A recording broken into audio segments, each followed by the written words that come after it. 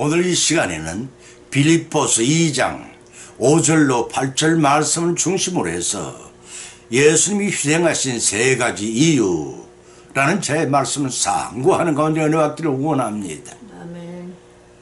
우리 입에 들어가는 일용할 음식물의 희생이 없이는 우리의 몸이 유지될 수가 없고, 육의 헌신 없이는 영의 양식을 공급받을 수가 없는 것이 정한의 이치입니다. 2000년 기독교 역사가 그러하듯이 희생 없이는 아무것도 결실할 수가 없고, 또한 그 명령을 유지해 나갈 수도 없습니다. 하나님의 밀알이 땅에 떨어져 죽지 아니하면 하늘 그대로 있고 죽은 많은 열매를 맺느니라고 요한복음 12장 24절 예수님께서 자기 희생에 관한 예언에서도 이를 깨달을 수가 있습니다. 예수님은 초림 당시에 종교 지도자들 하수인들을 시켜 기득권에 도전하는 젊은 예수님의 집회 장소를 따라다니며 교회가 주어지기만 하면 터집을 잡으려고 했습니다. 그들은 예수님께서 하늘로 오신 표적을 내보이라고 거듭해 촉구했습니다. 그때 예수님은 요나의 표적밖에는 보여줄 것이 없느라고 대답해 주셨습니다. 요나의 표적에는 적고 있어도 니느웨에 가서 전도의 대적들을 살리라고 명하신 하나님의 말씀을 이고 다시로 가는 배를 성선을 합니다. 그러나 그 풍랑이 대적하여 제비를 뽑은 결과 요나에게 원인이 있음을 알고 제물을 바다에 던졌습니다. 그 다음 순간 하나님께서는 큰 물고기를 준비하사 그를 받아 삼키게 하십니다. 그 물고기 뱃속에 3일 밤낮을 지는 후에야 살아난 것처럼 예수님께서도 죄인들의 대속을 위해 자신이 십자가를 위해 죽으시고 3일 만에 부활하신 것을 예언하신 말씀이 곧 요나의 표적에 가는 것입니다. 사도 바울은 로마서 5장 8절로 10절에 대언하기를 우리가 아직 죄인 되었을 때 그리스도께서 우리의 위하여 죽으심으로 하나님께서 우리에 대한 자기의 사랑을 확증하셨느니라. 그럼 이제 우리가 그 피를 인하여 어렵다 하심을 얻었으니 더욱 그로 말미암아 진노하심의 구원을 얻을 것이니 곧 우리가 원수 되었을 때 그 아들의 죽으심을 말미암아 하나님의 더불어 화목되었은즉 화목된 자로서 더욱 그의 삶을 살으심을 인하여 구원을 얻은 것이라고 하였습니다. 인류를 구원하기 위해 살아있는 몸을 입고 대속의 제물이 되셨다는 말씀입니다. 이와 같이 희생 없이는 아무것도 이룰 수가 없는 것입니다. 오늘은 희생을 주제로 삼고 상고하는 가운데 성령님의 감동, 각마, 역사심 힘이 풍성한 피차의 은혜 받는 귀한 시간이 되시기를 예수님의 이름으로 축원을 드립니다. 첫째는 인간의 몸을 입으신 이유에 대해 살펴봅니다.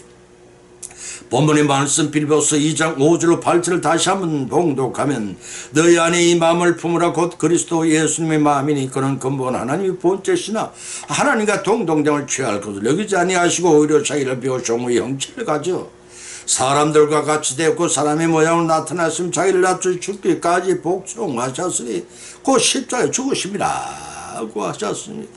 한때 20세기를 풍미했던 실존주의 철학자들은 나는 존재한다 고로 생각한다 라고 하였습니다. 내가 존재하지 않고는 만물을 생각할 수가 없다는 것입니다. 이 철학 사상은 육신에 국한된 나의 존재가 얼마나 중요한 것인가를 역설적으로 말하고 있습니다. 예수님께서도 차원을 다르지만 사람의 목숨은 천하보다 귀하다고 하셨습니다. 또 천하를 얻고 목숨을 잃으면 무슨 소용이 있겠냐고까지 말씀하셨습니다. 이 천하보다 귀한 목숨을 각자의 정해진 수명이 다 하면 땅에서 심은 대로 심판대 앞에 판결을 받고 지옥과 천국 계문으로 나누어질 것입니다.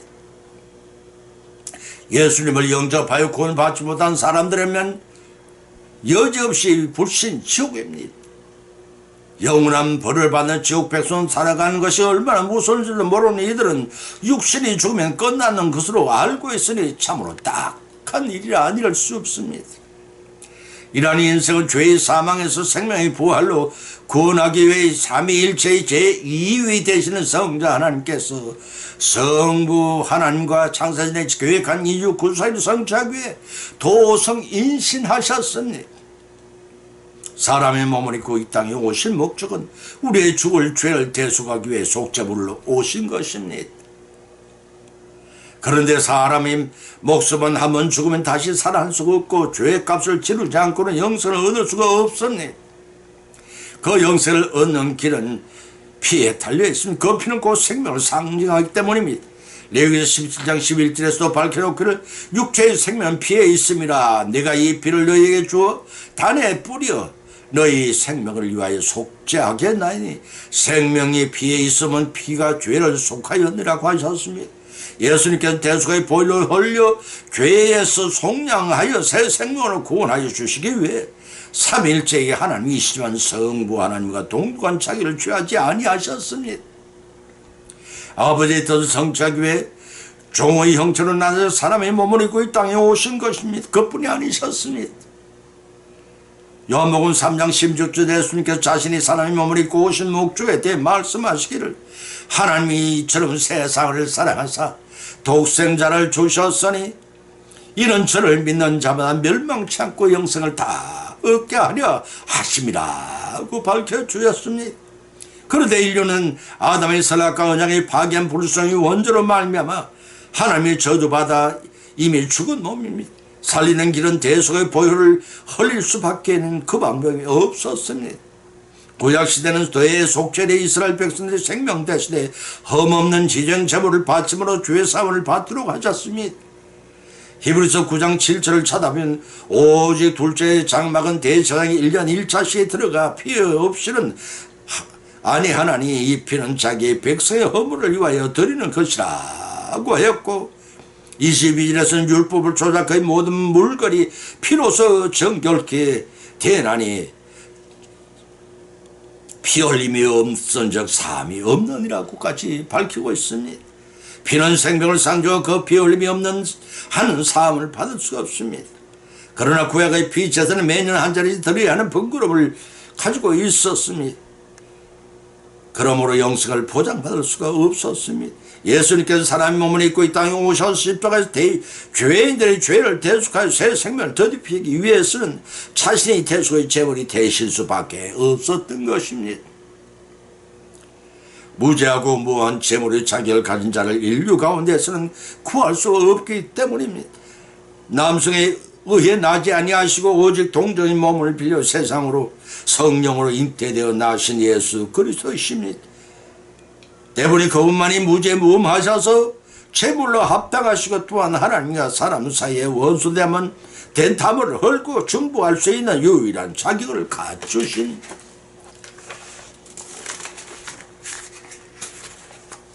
분이셨기 때문에 독생하신 성자 하나님께서 성육신 하여 하나님의 인류 구원 계획을 성취하기 위해 십자가를 지기 위해 오신 것입니다. 죄인들의 생명을 귀히 여겨 대신 피값을 치르기 위함이셨음을 믿으시기 바랍니다. 아멘. 두 번째는 사단의 세 가지 시험을 받으신 이유를 살펴봅니다.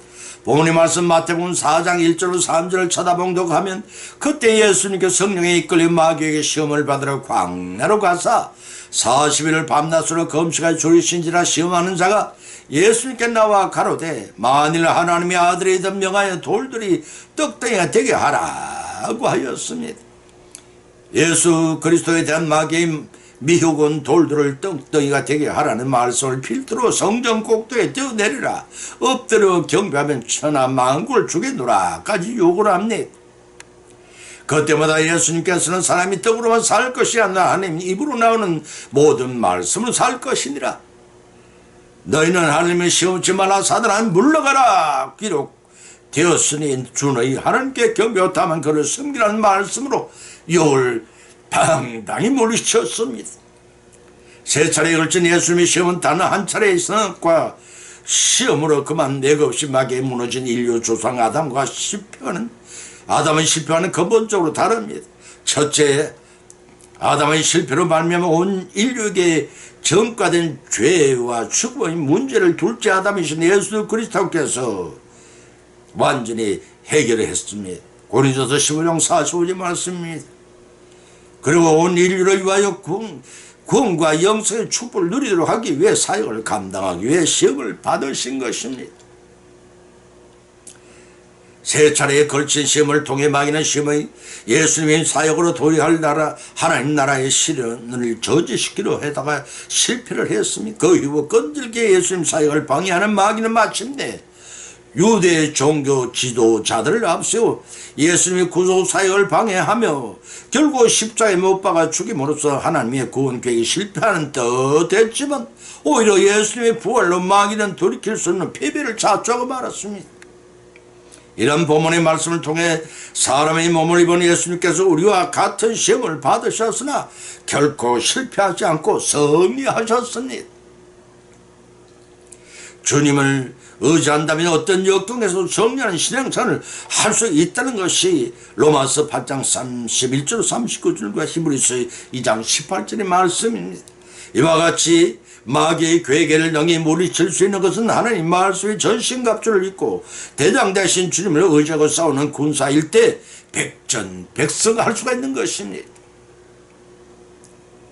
어떠한 위기와 궁핍과 어려운 환경에 처할지라도 하나님의 선하신 뜻과 능력을 믿고 맡길 때 결코 실족하지 않는다는 것입니다.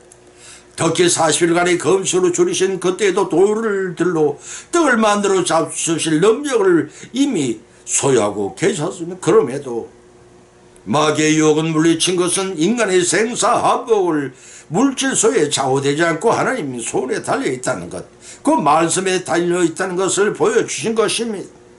마귀도 하나님 말씀을 교묘하게 악용하여 예수를 미혹한 것처럼 우리에게도 틈만에 있은 소단 방문을 가리지 않고 침투를 하는 마귀입니다. 이 사실 알고 거짓 선자들이 미혹을 당하지 않도록 분별력을 지니라는 것입니다. 요한일서 4장 1절의 말씀입니다. 본문에 예수님께서 40일 동안 건축하며 마귀에게 받으신 세 가지 시험은 삶의 저물을 총망라한 포괄적인 시험이셨습니다. 시험의 결과 두 가지로 그 일을 요약할 수가 있으며 첫째는 아담이 에덴 동산에 실패한 시험, 둘째는 아담 대신 예수님께서 말씀을 분쇄하심으로써 온 인류에 대한 구속의 근거 곧 구원의 근거를 마련하셨습니다. 두 번째는 예수님께서 사단 곧 마귀의 시험을 이김으로써 주 안에 있는 성도들로 하여금 사단의 시험을 이기고 승리할 수 있는 장을 여셨습니다. 이를 위해 세 가지 시험을 당하신 예수님께서는 공생의 마지막 때 대속의 십자가를 지신 후에 지옥에 내려간 성도들의 지옥 형벌을 명쾌하시는 사역까지 감당하셨습니다. 이러한 희생이 없었던 우리에게 구원은 없었을 것입니다. 이러한 은혜의 감사와 찬미와 영광을 세세목전으로 돌리는 저와 여러분 되시기를 주님의 이름으로 축원을 드립니다. 세 번째는 하나님의 버림받고 수치스러운 죽음을 당하신 이유입니다. 본문의 말씀 마태복음 27장 46절을 찾아봉독하면 제9시 점에 예수님께 크게 소리질러 가라사대 엘리 엘리 라마 사박다니 하시니 이는 곧 나의 하나님 어찌하여 나를 버리시니까 하는 뜻이라고 하였고, 갈라디아 3장 14절에서는 그리스도께서 우리를 위하여 저주를 받은 바 되사 율법의 저주에서 우리를 속량하셨으니 기록된 바 나무에 달린 자마다 저주 아래 있는 자라 하였습니다 하고 밝혀주고 있습니다. 사생의 30년 공생의 3년 도합 33년간 예수님의 이 땅에 사람의 몸을 입고 오셔서 성부 하나님께서 장세전에 계획하신 인류 구속 사역을 십자가를 지심으로 완전하게 성취하셨습니다. 순환의 십자가를 예수님께 지실 때 광경을 예언한 이사야는 이사야서 53장 5절에서 기록하기를 그가 찔림은 우리의 허물을 인하며 그가 상함은 우리의 죄악을 인함이라. 그가 징계를 받음으로 우리가 평안을 누리고 그가 채찍에 맞음으로 우리가 나음을 입었도다. 우리는 다 양 같아서 그릇행하여 각기 제 길로 갔거늘 여호와께서는 외인 무리의 죄악을 거기에 담당시키셨도다 라고 했고, 에베소 1장 7절의 사도 바울은 우리가 그리스도 안에서 그의 은혜의 풍성함을 따라 그의 피로 말미암아 구속고 제사함을 받았느니라고 고백한 바 있습니다. 그리스도께서는 우리를 위하여 율법의 저주까지도 받으셨지만 정작 우리의 신앙생활의 모습은 어떠하다고 여러분 생각하십니까? 주님을 위해 시간을 할애하여 봉사하는 것조차 망설이고 계시는 않는지요? 당시에 어렸은 종교 지도자들과 그들의 하소인들은 자신들이 기득권을 무너뜨리고 신앙 질서를 새로 확립해 가신 예수님은 하나님의 아들이라 참다는 말을 한다는 이유로 빌라도의 손을 빌려 십자가의 중형을 당하게 만듭니다.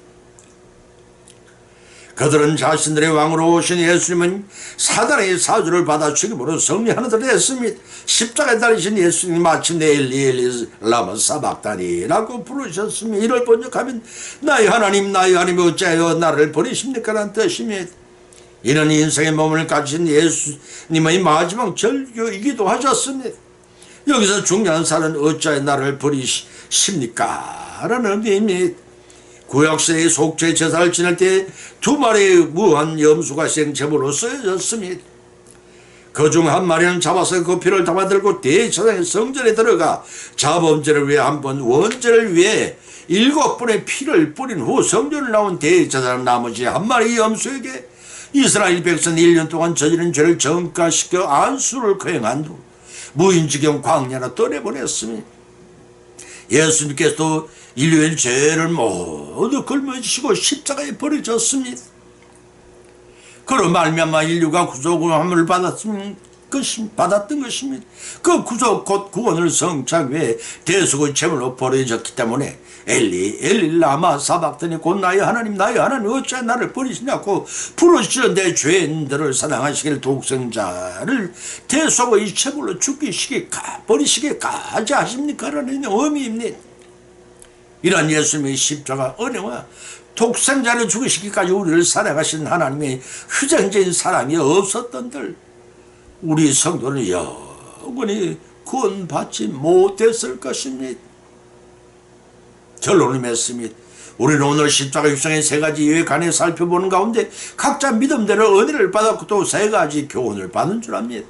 그 첫 번째는 성자 하나님이신 독생자께서 사람의 몸을 입고 예수라는 이름으로 이 땅에 오셔야만 했던 성육신의 이유가 우리를 살리려 대속 제물로 하나님과 사람 사이의 원수의 땀을 흘고 중보자가 되기 위해 오셨다는 사실입니다. 두 번째는 예수 그리스도 마귀로부터 세 가지 시험을 당하신 이유가 마귀의 유혹을 하나님 말씀으로 분쇄하여 성령의 근거를 마련해 주시고 주님을 믿는 주 안의 성도들에게 사단과의 싸움에 승리할 수 있는 장을 여시기 위한 시험임을 알게 되었다는 것입니다. 세 번째는 예수님께서 하나님으로부터 버림받고 수치스러운 죽음을 당하신 이유가 대속의 보혈을 흘려주심으로 주의 사함을 받고 영생을 성도들에게 누리시게 하기 위한 것이 또한 그 사실을 알았습니다. 이러한 희생이 교훈을 받은 것으로 그치 말고 은혜 받은 바를 우리 마음판에 새기고 생활관에 실천하고 적용함으로써 그 은혜의 마음문에 이르다 보다 더욱이 하여서 감사와 찬송을 하나님 나라 보좌 앞에 서서 세세무궁토로 돌려드리는 주와 여러분이 되시기를 주님의 이름으로 간절히 축원을 드립니다. 아멘. 찬송가 285장을 올리겠습니다.